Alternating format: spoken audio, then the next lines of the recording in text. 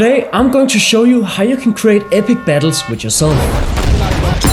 And the only thing we're going to use is After Effects. I'm gonna be taking you through the entire process of how I made this exact video. So get ready and let's get started. So for the intro of this video, I want to come down from the sky, dash a few meters ahead and stand in front of the camera. Welcome back. So I have my two clips here. I'm going to find a frame where there's nobody in the picture right here. Then I'm going to duplicate this layer and freeze frame it. And then I'll put the layer in the bottom. So now I have my first clip, my second clip, and a clean background. And the first thing I'm going to do is that I'm going to rotoscope this whole first layer. And you can find the rotoscope tool right here. All right, so now I have my layer roto brushed out, so I can move myself around freely. The first thing I'm going to do is I'm going to add a position keyframe here in the start. We should maybe 5 frames ahead, and then pull myself up, activate motion blur on the layer. So now it should already look like this. Boom. Down from heaven. And then I'm going to add a shockwave where I land, so it gives the landing a bit more power here. Boom, just like that. And then I want to teleport myself. I'm just going to press S on my keyboard and then U to get an overview of all the keyframes that I have. Then I'll put the keyframes 4 or 5 frames behind the dash. Then I'm going to take this second clip and put behind this clip, so I get a reference point where my character is actually going, right here. So just like that, boom. And I think it could be very cool with some charge up before I dash ahead. So I downloaded a free lightning asset from the production crate right over myself. So it looks like this. Zoom. And also because I charged up, I want my eyes to go kind of lightning-like. So what I'm going to do is I'm going to add in a new adjustment layer, put on light rays to the layer and maybe change the settings a bit here. And then I'm going to animate the center of the light rays here, press U on the keyboard, and then start tracking my eyes here, frame by frame. And now it looks pretty cool. And you can play around with these settings if you want to get the exact look that you're going for. I also want to have a shockwave coming after me here. So I'm going to add a shockwave here. Boom, looks really cool. And I'm going to be sharing this shockwave asset with you in the description. So this first scene is almost done. I'm just going to add one more thing here, another adjustment layer, and add on light burst here. Animate intensity and the ray length. I'm gonna turn the values down to 0 here. And then when I land here, I'm gonna turn up the values to create the feeling that the landing is really impactful. And remember to turn down the values again. Now that we're done with the first scene, let's move on to the next one.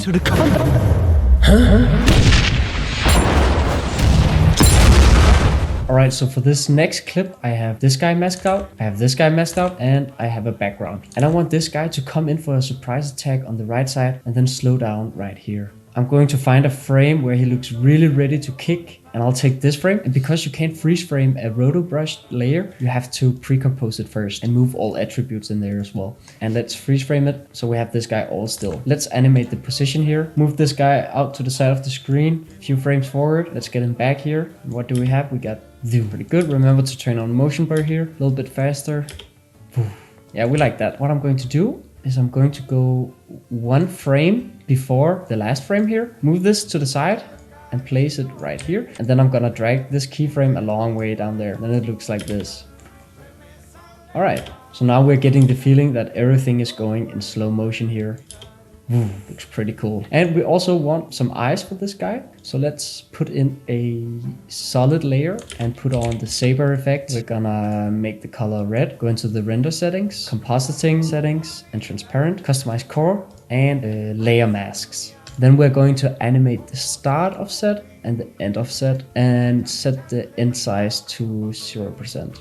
Like this. Then we're going to put a mask on the layer. We're gonna make a mask right here, just like this. And maybe also put the start roundness to 2. So we get this round circle here. And now we wanna animate the saber layer here. All right, so I just animated the saber layer here. I animated a little bit of the start offset and the end offset here. But the saber effect needs a little bit of something. So we're gonna add in a new adjustment layer, put on light rays. Then we're going to animate the center of it and adjust these settings to your liking. I'll put these around here like this. Then I'm going to press U on my keyboard, and then I'm going to follow the saber around the light rays here. So I'm going to put it right on the top here. And you can already see it looks really cool. And then I'm going to follow the saber effect around here. And just like that, it looks way better. And to spice it up a little bit, I'll put in a dust layer on top of the saber. So I'm gonna scale the dust layer down here and put it on top of this saber here. I'll put a mask on too. so we can hide the edges a little bit, and then turn up the mask here, just like this. And then we're going to change the color of the dust so it becomes all red. All right, and you can see the dust becomes red here. And then we'll animate the position of the dust layer so it follows the saber here as well. It's just a little sprinkle on the top, but it looks pretty good. And I also want these two characters to be a little bit more in focus at this part of the video. So I'm going to add in a new adjustment layer, put it behind the layers here, and then add on lumetri color and turn down the exposure a little bit. Let's say minus 2.4 here. Then I'm going to put a mask on the adjustment layer here and feather it out. So now they're way more in focus. And what you could also do is add some more Gaussian blur here on top of the foreground if you would like to. Animate the opacity of the adjustment layer. I'm gonna set the opacity at 0 and 100 when he comes in, so it looks like this. And for this part where I get this funny realization that he's behind me, I'm going to mask myself out here, just like this. And because there's red light emitting from behind him, I'm going to add in a red solid layer here and put it all the way at the bottom. Then I'm going to click on the mask, and then I'm going to add on Crate's Light Wrap, which is a free add-on that you can download. I'm going to set the background layer to effects and mask and the red solid here. So you can see we get this red light emitting around us, and you can adjust these settings a little bit around to your liking. And then I'm going to put another adjustment layer and put it under the mask, get the lumetri color on there and turn down the exposure. Then I'm gonna make another solid layer, put on the saber effect and use the pen tool to make the saber go behind me. And then you can put in another adjustment layer and add on light rays so we get some more red light emitting from behind us. So I adjusted the settings a little bit so it doesn't look that red, but this is the final result of it. And for the next scene, I have these two guys masked out, and these two layers are both pre-composed so we can time remap them. So we want the kick to hit really fast here. So let's put a keyframe in the start here, go over to where he's hitting him right here and put it like right in front, maybe 4 or 5 frames. So we really get this. Then you're going to take this keyframe, copy paste it so we can hold this position a little bit longer. And yeah, this is basically just playing around with it until you got something that you're satisfied with, and then matching up the two clips so it all comes together. So far we got this. I would like some cool effects for when he kicks him. I want a trail to follow the kick here. I'll put in another solid layer and put on the saber effect. So we want this here. You can probably already see where I'm going with this. And of course we'll put on a adjustment layer here with light rays that we're going to put on top of the saber. And now it's just all about playing around with these tools that I just gave you until you got something that looks pretty cool. I want this kick to be really impactful. So of course I'll add in some impact frames. So we're going to take the background here, animate the opacity and set it to 0 for, let's say, 5 frames. We'll go for 5 frames, and then we'll put on an adjustment layer. We'll put the adjustment layer on top of everything, put on find edges. We're going to animate the inversion here, turning it on and off for each frame, just like this. And also I want the impact frames to be a little bit more stylish. So what I'll do is I'll put on another adjustment layer, put on light burst. I think I'm going to keep it at these default settings here. And also, we need a shockwave for when he kicks him here. And what I did with the shockwave here is that I put on a mask here. So you get the illusion that the shockwave is hitting the ground here. And it looks pretty good. And for this really nice kick here, I'm just gonna go over it really briefly because I already showed you all of my tricks and effects that I use. I have time remapped both of these two clips here so they match up, just like I showed you before. There's an impact frame. I turn down the opacity on the background layer and then have one layer here with find edges on. And then I use light burst here to make a charge shot for the kick. And also it gives the impact frame some more texture and stylization. And then also I added in 2 shockwaves. One where he hits him the first time here, just a little sprinkle. And then the big shockwave for the final kick here. Boom. And as for the eyes of this scene, I used the saber effect. And then I just tracked a mask on top of my eyes here, just keyframe by keyframe. You can see here that I animated the mask path to follow my eyes around. And then of course I put on a light rays layer on top of the eyes as well, give it some more bam. And as for the last thing, I also used the saber effect to track the kick here, as I showed you before. You can see the mask here.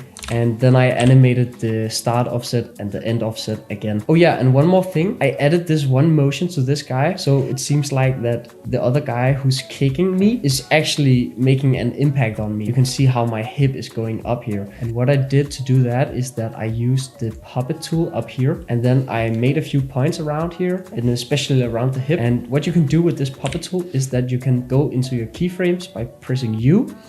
And then you can edit these points that you set in, move them around freely so your body moves to those places. So yeah, that's how I made the hip effect. Really nice tool here. So by now you have a really nice idea of how I make these effects here. So I won't be going over the last scenes because basically the same effects that I do over and over again for every single scene, just with different variations on it. But there's one thing that I haven't told you about, and it's about the camera motion that I use and the shakes that I add in, because in the end, that's what makes the scene come alive and look really nice in the end. So let's take a quick look on that. So I have all of my scenes here. Right now there's no motion whatsoever on any of the clips. It's kind of boring, to be honest. So that's what we're going to add now here. So the first thing that I'm going to do is I'm going to apply motion tile to every single layer. Let's start with this one. I'm going to put the output width up to 130 and 130 as well on the height, and then I'm going to check mirror edges on as well. Copy this one and paste it onto all of your other layers. And what motion tile does is that it expands your clip so you can add in some shake to your scene without going over the edges. So I'm going to make a null object, then I'm going to apply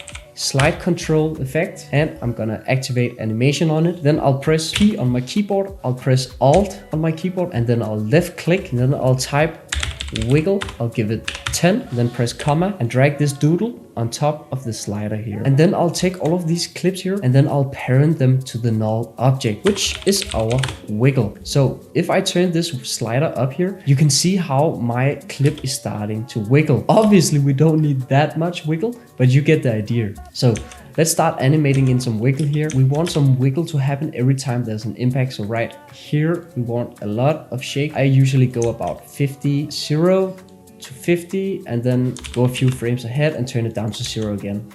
Boom, then we get a nice shake there. And also here, we want some shake happening as well. So let's turn that up to 50 and turning it down again here.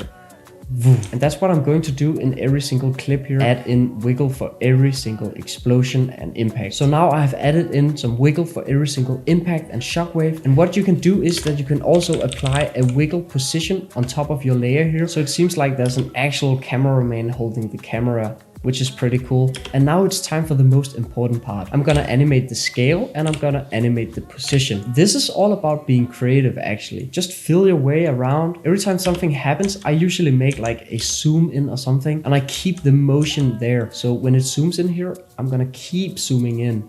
It makes your clip come more to life that way.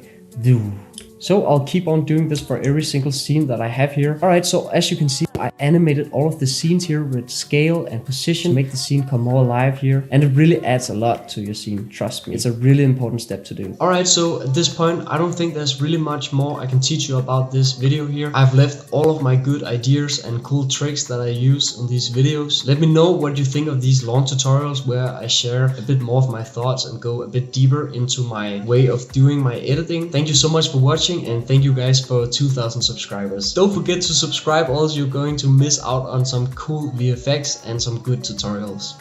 Alright, see you guys. Welcome back to the